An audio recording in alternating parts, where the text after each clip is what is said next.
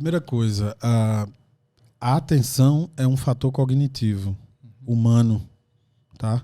E ela acontece com grande prioridade com elaborações, que é um resultado final, depois de todo um trabalho metabólico de neurotransmissores que não pode ser desconsiderados aqui, para entregar um ritmo beta que é prioritário na região pré-frontal. Esse ritmo beta, ele é prioritário ali e ele tem que estar em maior evidência. Mas por que é importante falar isso, Yuri? Porque todos os ritmos elétricos coexistem em todos os lugares do cérebro. Ao mesmo tempo. Né? Ao mesmo tempo. O TDAH pré-frontal, que é um tipo, tão somente, a gente vai falar dos outros aqui, porque existem outros marcadores biológicos já, e vai fazer todo sentido para bastante pessoas que estão assistindo para a gente, é o seguinte: esse fator pré-frontal, ele começa a tornar a atenção flutuante, quando cognitivamente se espera que a atenção tenha uma certa sustentabilidade por um determinado período um pouco maior do que se espera o que acontece com o TDAH, na verdade, né? Você ali consegue se manter concentrado numa atividade ali 5 minutos, 6 minutos e dá uma flutuada e percebe que já perdeu talvez 10, talvez 12, o dobro do que você estava concentrado.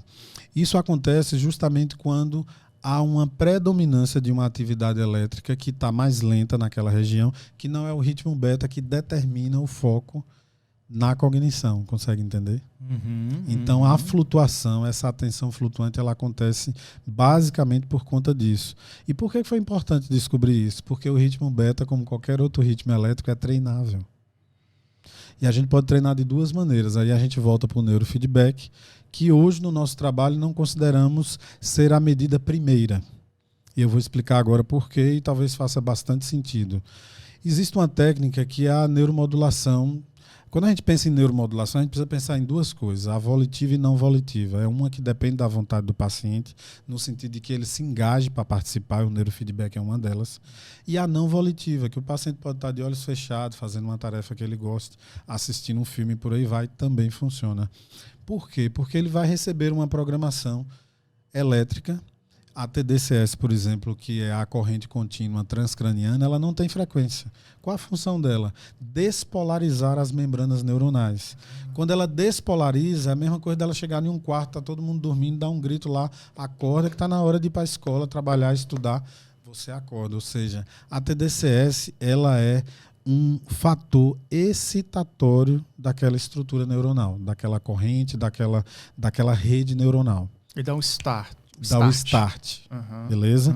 Então, assim, quando o neurônio ele entra no funcionamento ótimo dele, por questões de autorregulação, não precisa ninguém pedir para fazer isso, ele acordado, ele no funcionamento ótimo, na capacidade plena dele, ele vai gerar a frequência que a natureza já cuidou de que ele faça, que é a frequência da área que ele está presente, da área que ele mora. Então, se você está eletroestimulando com TDCS um neurônio que ele faz parte de uma rede neuronal pré-frontal, ele prioritariamente vai gerar atividade elétrica beta. Mas pode ser que por algum desajuste metabólico ou coisas assim, isso não aconteça imediatamente. O neurofeedback é um coadjuvante perfeito nessa hora. Por quê? Porque você excitou o neurônio e você pode agora dar o norte para ele e dizer, trabalhe nessa frequência. Então perceba, por exemplo, um paciente que adora... Pensar num paciente TDAH adolescente. Ele adora filmes que envolvem automóveis.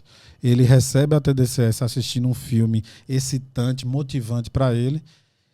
Terminou os 20 minutos da TDCS, ele vai para o game de uma tela ao lado e ele vai agora controlar um carro, tipo como ele viu ali. E se ele não gerar a atividade beta esperada, o game não vai funcionar de forma eficiente como se espera. E, teoricamente, ele não vai ter como ganhar aquele jogo.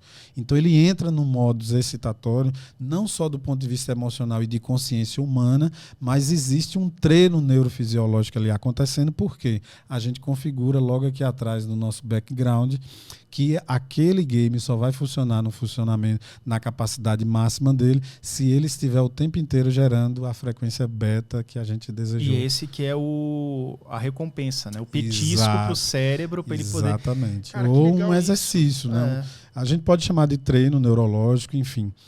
Ou seja, aquela história de 40 sessões de neurofeedback, ela cai para um resultado de 10, 16 sessões, com o mesmo resultado das 40 e uma capacidade consolidada muito maior ao longo, duração na linha do tempo.